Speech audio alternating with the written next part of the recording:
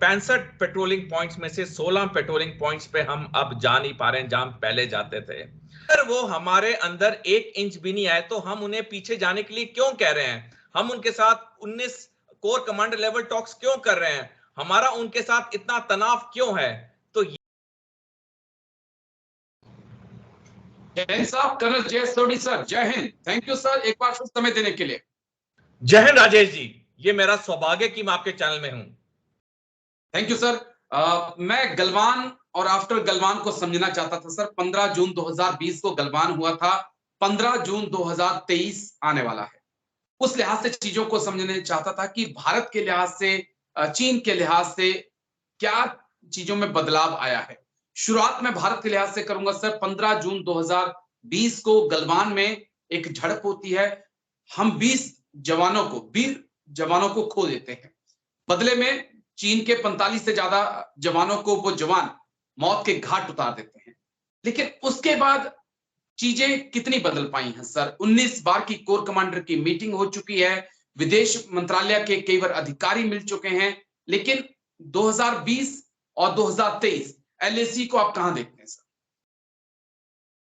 राजेश जी, 15 जून 2020 एक ऐसा दिन था जिसने पूरे भारत को हिला दिया और पूरे भारत को एक राष्ट्र होने के नाते एक एहसास दिला दिया कि चीन हमारा दुश्मन नंबर 1 है।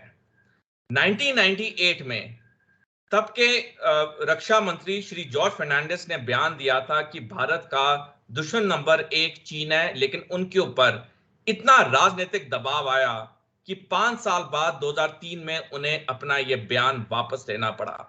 मैं थोड़ा और पीछे इतिहास में जाऊंगा। 1899 में भारत के 27वें वाइसरॉय और गवर्नर जनरल लॉर्ड कुर्जन ने जब अपना कार्यभार संभाला, उसके कुछ दिनों के बाद कहा कि चीन की बढ़ती ताकत को समुद्री रास्ते पे गल्फ ऑफ एडन से मलक्का स्ट्रेट के बीच में रोकना होगा, अन्यथा यह भारत के ऊपर आने वाले वक्त में हावी हो जाएगा। जो लॉर्ड कर्जन ने 1899 में कहा था, उसका जाके हमें एहसास 15 जून 2020 को हुआ। और तब से लेके आज तक भारत के अंदर, चाहे सेना हो, वायुसेना हो, नौसेना हो, पॉलिटिकल लीडरशिप हो, ब्यूरोक्रेसी हो, सबको एहसास हो गया कि हमारा दुश्मन नंबर 1 चीन है। और जहां पे आपका दूसरा प्रश्न है कि क्या बदला, ये तो सबसे बड़ा बदलाव आया। और उसके बाद अगले 3 साल में 15 जून से लेकर आज तक हमारा जो पूरा फोकस है वो चीन को कंट्रोल और कंटेन करने में लगा हुआ है। ठीक सर। लेकिन मैं जब 3 साल बाद देखता हूं, मैं देखता हूं कि Pangong Tso south, Pangong Tso north, hot spring, Gogra post, तमाम जगह ऐसी हैं जहां से डिसएंगेजमेंट हो चुका है, लेकिन डी एस्केलेशन नहीं हुआ है। तो इसको कितनी कामयाबी मानते हैं आप, जो डिसएंगेजमेंट हुआ है? और डेमचौक डेपसांग को सुलझाना कितनी बड़ी चुनौती? राजेश जी, देपसांग और देपचो को सुलझाना तो हमारे लिए बहुत बड़ी चुनौती है। और अगर हम सोचें कि 15 जून से लेकर आज तक एक वो 8 दिसंबर के तवांग वाले इंसिडेंट को छोड़ के अगर एलएसी पे शांति है, तो ये हमारा भ्रम है। ये शांति सिर्फ टेम्परेरी है, क्योंकि विन वीपू, जो कि चीनी सरकार का एक अखबार है जो हांगकांग से प्रकाशित होता है, उसमें एक लेख छपा था जिसका शीर्षक था अगले 50 साल में 6 युद्ध जो चीन लड़ेगा। और उसमें एक युद्ध का जिक्र है कि 2035 में पाकिस्तान भारत के ऊपर हमला करेगा जम्मू कश्मीर के लिए, और चीन हमला करेगा भारत के ऊपर उसी वक्त अरुणाचल प्रदेश के लिए। तो ये जो हम एलएसी पे शांति देख रहे हैं या डिसएंगेजमेंट देख रहे हैं, ये सब एक टेम्परेरी फेज है। आने वाले 12 साल भारत के लिए बहुत ही महत्वपूर्ण है। हमारे लिए एक एक सेकंड, एक एक मिनट महत्वपूर्ण है, क्योंकि चीन हालांकि हमारा दुश्मन देश है, लेकिन उनकी एक खासियत है, वो जो भी दशकों बाद प्लान करते हैं वो पब्लिक डोमेन में डाल देते हैं। चाहे वो सफल हो ना हो, वो एक अलग विषय डिस्कशन का। वो पब्लिक डोमेन में इसलिए डालते हैं राजेश जी, क्योंकि उनकी जो नेशनल सिक्योरिटी स्ट्रेटजी है वो पब्लिक डोमेन में है। और ये हमारी विडंबना है कि हमारे 75 साल की आजादी के बाद भी हमारे देश में आज तक एक ऑफिशियल नेशनल सिक्योरिटी स्ट्रेटेजी नहीं है जिसकी वजह से नेशनल डिफेंस स्ट्रेटेजी बनती है। ठीक है सर, मैं और थोड़ा और डीप जाऊंगा, मैं थोड़ा और गहराई में जाना चाहता हूं जहां से मैं सवाल आपसे पूछूं और चीजों को समझूं। जब मैं बात कर रहा था गलवान की, मैं बात कर रहा था हॉट स्प्रिंग की, गोगरा पोस्ट की, सर दो क्या यहाँ पे जो बफर पॉइंट बनाया गया है, देखिए सर कड़वा सवाल है, लेकिन एक फौजी होने के नाते मैं उम्मीद आपसे यही करूंगा, जिस प्रकार से आज तक आप निष्पक्ष होकर बात करते रहे हैं, वैसा ही इसका जवाब भी उम्मीद करूंगा मैं आपसे कि ये जो बफर जोन बनाया है, क्या वो भारत के अंदर है या चीन के अंदर है, या दोनों देशों की वो सीमा नहीं थी वहां पे है, या चीन इस्लामी स्लाइसिंग के तहत 4 कदम आकर 2 कदम पीछे हटा है और जो बफर जोन बनाया गया है वो हमारी सीमा पे है? राजेश जी, जो ये बफर जोन बना है, हमारा जो एलएसी है चीन के साथ, वो 3,488 किलोमीटर लंबा है, और इसमें ये जो बफर जोन है ये 3 से 4 किलोमीटर पर है, और ये पूरी एलएसी के ऊपर है। और बफर जोन की एक जो विशेषता है कि ये कोई क्लियरली डिमार्केटेड लाइन नहीं है। वहां पे अगर नदियां फ्लो कर रही हैं जिस पैटर्न में, क्योंकि नदियों का फ्लो हर साल बदलता है थोड़ा बहुत, वो जो फ्लो कर रही हैं ये बफर जोन भी वैसे चेंज होता रहता है। तो यही कारण है कि ये जो बफर जोन है इसको ग्राउंड पे एग्जैक्टली डिमार्केट करना असंभव है जब तक दोनों देश फैसला ना करें कि इसको हम क्लियरली मैप पे डी एलिनेट करेंगे।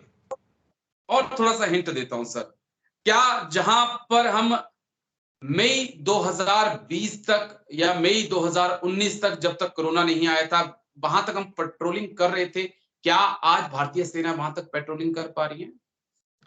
नहीं, ये भारतीय सेना वहां तक पेट्रोलिंग नहीं कर पा रही है, और ये कई लेखों में भी विशेषज्ञों ने लिखा है कि 65 पेट्रोलिंग पॉइंट्स में से 16 पेट्रोलिंग पॉइंट्स पे हम अब जा नहीं पा रहे हैं जहां पहले जाते थे। और मैं एक और बात करना चाहूंगा, जहां तक ऑफिशियल स्टेटमेंट है भारतीय सरकार का या भारतीय सेना का कि चीन हमारे एक भी इंच में अंदर नहीं आया है। मैं एक defence officer, x defence officer होते हुए मैं स्टेटमेंट के साथ जाऊंगा, लेकिन मैं एक और बात कहूंगा कि अगर वो हमारे अंदर 1 इंच भी नहीं आए तो हम उन्हें पीछे जाने के लिए क्यों कह रहे हैं? हम उनके साथ 19 कोर कमांडर लेवल टॉक्स क्यों कर रहे हैं? हमारा उनके साथ इतना तनाव क्यों है? तो ये प्रश्न का मैं सीधा जवाब ना देते हुए मैंने आपको कन्वे कर दिया है कि अगर ऐसा है तो हम इतना बड़ा हमने इशू क्यों बनाया हुआ है, हम चीन के साथ अपनी दोस्ती अच्छी क्यों नहीं करते हैं? हकीकत यह है राजेश जी, कुछ तो है, लेकिन मैं एक डिफेंस वेटरन के तहत मैं भारतीय सरकार और भारतीय सेना की ऑफिशियल स्टेटमेंट्स के साथ जाऊंगा। ठीक है, मैं और चीज समझना चाहता हूं आपसे कि मुझे बहुत अच्छे से याद है, उस दिन मैं लाइव शो कर रहा था और लाइव शो करते करते शाम को 7 साढ़े 7 बजे के आसपास एक खबर आ गई मीडिया में कि कैलाश रेंज के ऊपर हिंदुस्तान ने कब्जा कर लिया है। और कैलाश रेंज पे जब कब्जा हुआ तो उसके बाद चीन को यह समझ नहीं आ रहा था कि हम क्या करें क्या ना करें, क्योंकि भारत ने उसकी गर्दन को ऐसे पकड़ लिया था कि कभी भी चीन हाँफ सकता था।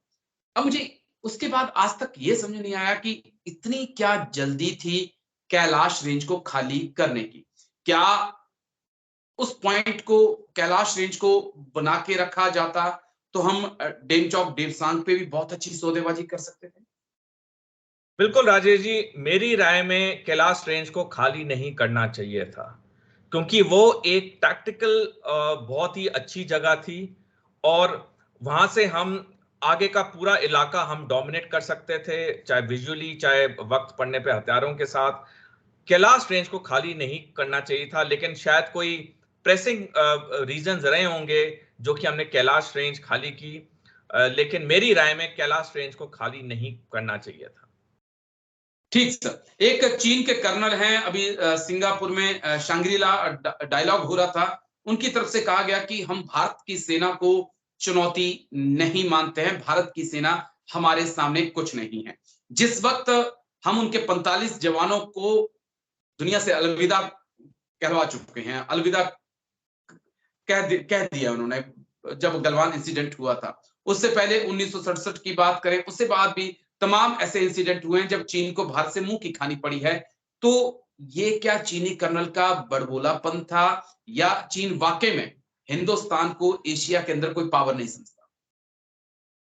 राजेश जी, जब 1962 का युद्ध हुआ और ये जो युद्ध हम हारे थे चीन से, वो हमारा सैनिक हार नहीं थी, वो हमारी राजनीतिक हार थी। क्योंकि भारतीय सेना, वायुसेना को खुली छूट नहीं मिली थी ऑपरेशंस प्लान करने के लिए। और जैसे हम जानते हैं, जो जीओसी 4 कोर थे तब के, वो एक फाइटिंग आर्म के नहीं थे, वो एएससी के थे। और हम सारे जानते हैं कि एएससी, एओसी और ईएमई के ऑफिसर्स को ऑपरेशनल कमांड नहीं मिलती है फॉर्मेशंस की। तो जब ऐसी जी, चीजें हुई थी उस वक्त भारतीय सेना में, और भारतीय सेना के पास पूरी छूट नहीं थी अपने ऑपरेशंस प्लान करने के लिए, भारतीय वायुसेना तैयार खड़ी थी। और तिब्बत में ये चीनी वायुसेना का एक भी जहाज नहीं था, लेकिन तब भी भारतीय वायुसेना को ऑर्डर्स नहीं दिए गए ऑपरेट करने के लिए इस युद्ध में। तो उस हार के जी, बाद हमारे कई राजनीतिक नेताओं को लगा कि चीन के साथ हमारे रिश्ते अच्छे हो जाएंगे, अभी और दोबारा लड़ाई नहीं होगी, जो एक बार होनी थी हो गई। और हमने यही कारण से और दूसरे कई कारणों से हमने अपना जो इंफ्रास्ट्रक्चर था जी, एलएसी के आसपास, हमने बिल्कुल डेवलप नहीं किया। लेकिन चीन उस साइड से अपना इंफ्रास्ट्रक्चर डेवलप करता रहा लगातार। आज की तारीख में चीन हमसे 30 साल आगे है। अगर हम ओ, सोचते हैं कि हम चीन का अगले 15-20 साल में मुकाबला कर लेंगे इंफ्रास्ट्रक्चर से, हथियारों से, तो चीन भी तो आगे तरक्की करेगा। चीन 30 साल तो खाली नहीं बैठेगा। अगर हम अपना बिल्कुल, अपग्रेडेशन करें, चीन भी अपग्रेडेशन करेगा। अगर हम आंकड़े भी देखें, चाहे टैंक्स के, चाहे ये फाइटर एयरक्राफ्ट है, चाहे युद्ध पोत के, सब में चीन हमसे कई न्यूमेरिक्स में आगे है। लेकिन चीन जहां जी। हमसे पीछे है इस मेरी वक्त। माफी चाह रहा हूं मैं बीच में आपको टोकने के लिए। मेरी एक एक्सपर्ट से बात हो रही थी ऐसे ही, जैसे मेरी और आपकी हो रही है, तो मैंने उनसे यही चीजें कही। तो वो कहते हैं कि देखिए, चीन के पास कितनी बड़ी आर्मी है, कितनी बड़ी नेवी है, ये मैटर नहीं करता है, क्योंकि अ, आप गलवान में, लद्दाख में या तवांग में आप उतने ही सैनिक डिप्लॉय कर सकते हो जितना एरिया है। अगर आप वहां पर भेड़ों के हिसाब से भर दोगे तो हिंदुस्तान को उनको मारना और आसान होगा। एक चीज उन्होंने ये कही, और दूसरा कहा कि चीन की जितनी बड़ी सेना है, चीन की सीमा भी उतनी बड़ी है और दुश्मन भी उतने ज्यादा हैं। देखिए, जो उनकी दोनों टिप्पणियां बिल्कुल सही हैं। क्योंकि पहली चीज, जो भी ऑपरेशन डिप्लॉयमेंट होती है वो एक फौजी सिखलाई के तहत होती है। ऐसा नहीं है कि हम 1 किलोमीटर पे 10,000 सैनिक लगा देंगे, एक ऑपरेशनल डिप्लॉयमेंट होती है। और दूसरी भी बात जो उन्होंने सही कही कि चीन के दुश्मन तो ज्यादा हैं, लेकिन इस वक्त चीन के दो ही दुश्मन हैं। दूसरे नंबर 1 है जी, ताइवान, दूसरा नंबर 2 है भारत। और चीन की जो सेना है वो इन दोनों देशों के तरफ ऑपरेशनली डिप्लॉयड है, और जो चीन की पूरी तैयारी है वो ताइवान और भारत के ऊपर की है। इसी साल 3 फरवरी को अमेरिका की खुफिया एजेंसी के डायरेक्टर विलियम बर्न्स ने एक बयान दिया, जिसमें कहा कि 2027 में चीन और अमेरिका का युद्ध होगा ताइवान के ऊपर। तो चीन ये भी जानता है कि ताइवान के साथ उसका पहला युद्ध होगा, भारत के साथ उसका अगला युद्ध होगा 2035 में। हालांकि चीन के पास हथियार हो, टैंक हो, फाइटर एयरक्राफ्ट हो, युद्ध पोत हो भारत से ज्यादा, लेकिन इस वक्त चीन की जो एक बड़ी कमी है कंपेयर टू भारतीय सेना, वो ये है कि उनके जो सैनिक हैं, एक जी, तिहाई चीनी सेना के जो सैनिक हैं वो 3 साल के सर्विस वाले हैं। तो उनके पास वो एक्सपीरियंस नहीं है। कुछ महीने पहले चीन ने ये खुद माना कि हमारे पास ट्रेंड सेलर नहीं है युद्ध पोत को ऑपरेट करने के लिए। लेकिन इस पे अब चीन काम कर रहा है, और चीन अब अपनी स्ट्रेटेजी रिवाइज कर रहा है और इन सैनिकों को लंबी सर्विस के लिए एम्प्लॉय कर रहा है। तो इस वक्त जी, हमारी जो सैनिक शक्ति है, जवानों की, जेसीओ की, ऑफिसर्स की, वो चीनी सेना से मीलों आगे हैं। हालांकि हथियार चीनी सेना के पास हमसे ज्यादा हैं। और मैं एक आखिरी टिप्पणी करना चाहूंगा इस विषय पे। ये जो शंग्रीला डायलॉग में चीनी सेना के कर्नल का बयान है, इसको भारत को जी, हल्के में नहीं लेना चाहिए। क्योंकि ये बयान आने वाले समय का एक संकेत है कि चीन भारत पे क्या प्लान कर रहा है। Okay sir. बस एक आखिरी जवाब चाहूंगा सर, एक छोटा सा सवाल, छोटा सा जवाब मैं चाहूंगा उसका, कि क्या हमने डोकलाम देखा है, हमने गलवान देखा, हमने त्वांग यांगत्से में भी दोनों देशों की झड़प देखी। क्या आने वाले वक्त में हम इस प्रकार के मुकाबला दोनों सेनाओं के बीच, या कहें कि आमने सामने का टकराव देखेंगे एलएसी पर? राजेश जी, हर 2-3 साल में चीन ऐसी कोई छोटी घटना करता रहता है जिससे कि ये जो एलएसी का इश्यू है ये अलाइव रहे, इंटरनेशनल पूरी जो इसको पब्लिसिटी मिलनी वो मिले। लेकिन चीन का जो लंबा लक्ष्य है वो है 2035, और 2035 एक सिर्फ लेक की वजह से नहीं मैं कह रहा हूं। अगर हम जी बैकवर्ड्स वर्क करें, मैं 2 मिनट चाहूंगा आपसे, अगर हम बैकवर्ड्स वर्क करें, सारी चीजें 2035 की तरफ जा रही हैं। 2035 में इन्होंने प्लान किया है भारत पे 2 फ्रंट हमला करने का। 2032 जी में चीन का प्लान है कि जिनजियांग और तिब्बत प्रोविंस में पूरा इंफ्रास्ट्रक्चर डेवलप हो जाएगा। ओके 2027 में चीनी सेना की मॉडर्नाइजेशन कंप्लीट हो जाएगी। कुछ दिन ठीक पहले चीन ने कॉक्स बाजार बांग्लादेश में एक नौसैनिक अड्डा बनाया है। तो चीन का जो दशकों से हम स्ट्रिंग ऑफ पर्ल सुनते आ रहे थे, वो भारत को समुद्री रास्ते से घेरने की उनकी प्लानिंग कंप्लीट हो चुकी है। पाकिस्तान में ग्वादर पोर्ट उनके नीचे है, श्रीलंका में ठीक हम्बनटोटा पोर्ट उनके नीचे है, और अब बांग्लादेश में कॉक्स बाजार उन्होंने बनाया है। और 2 साल पहले 2021 ऑनवर्ड्स पाकिस्तानी सेना के अफसर वेस्टर्न थिएटर कमांड में पोस्ट होने शुरू हो गए हैं। जो आपके ठीक दशक फौज में रहे हैं वो मेरे साथ एग्री करेंगे कि विदेशी सेना के अफसर और जवान दूसरे देशों में ट्रेनिंग के लिए जाते हैं, कॉन्फ्रेंस के लिए जाते हैं, लेकिन कभी भी उनके मुख्यालयों में पोस्ट नहीं होते हैं। तो पोस्ट ओके होना एक बहुत बड़ी चीज है। तो ये सारे अगर हम बिंदुओं को देखें, टाइमलाइंस को देखें, ये 2035 का जो लेख है इसमें काफी वजन है। ठीक है सर, चलिए बहुत बहुत शुक्रिया आपका कर्नल सोढी सर, बहुत बहुत शुक्रिया। थैंक यू चीजों को इतने अच्छे से, इतने विस्तार से समझाने के लिए। Thank you sir, Jain sir, thank you.